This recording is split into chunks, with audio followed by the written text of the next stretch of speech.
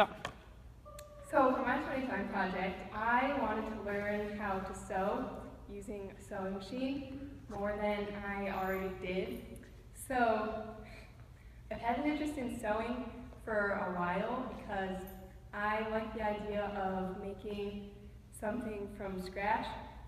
And next slide. So this is my mom's sewing machine, and it was originally her mom's, so it's pretty old. And I had briefly been taught how to use this before the project, but I didn't know a lot, so I wanted to know more. And I enjoy sewing because when I finish a project, it gives me a sense of accomplishment, knowing that I made it from scratch. Next slide. Okay, so these are the first things I sewed, and that beige cap is the very first thing that I made, and it's not really the best, as you can see. Like a lot of things happened, it started to rip, and I had to glue the eyes on, and it doesn't have a mouth. So yeah, and after the cat, I continued making really simple things like a fabric tea bag and some pockets and a patch, that's what that is.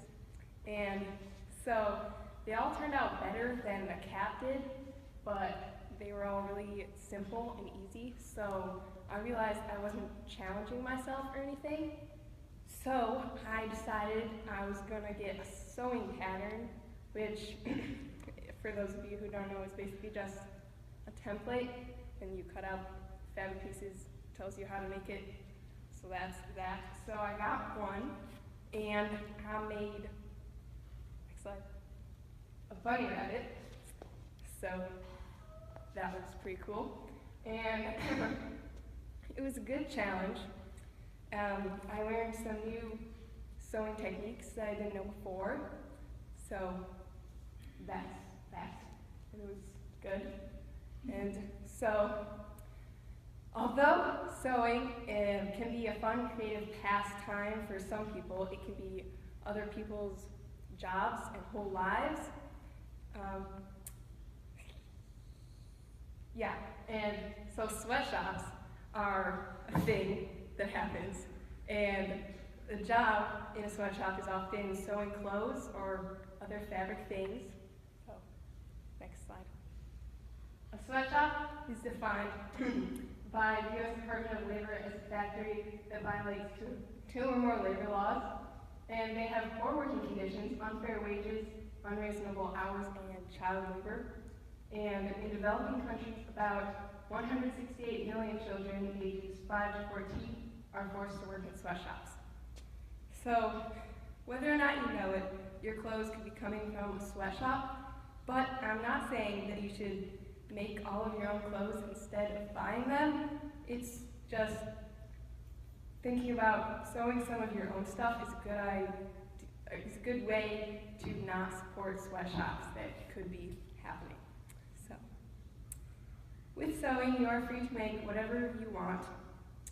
I'm not the most creative person, so I had a hard time deciding what to sew after I finished one project. But no matter what you sew, it creates a sense of accomplishment when you finish what you started. The last thing I sewed were these curtains.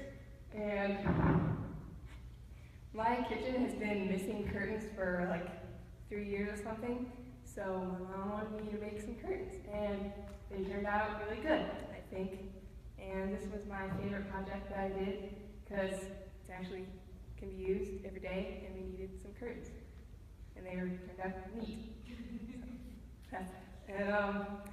So sewing is a great way to be creative, feel accomplished, and learn an important skill that you just might need later in life.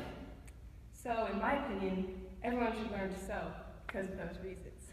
And it doesn't matter what you sew, whether it's a pointless object or some curtains that your kitchen has been missing.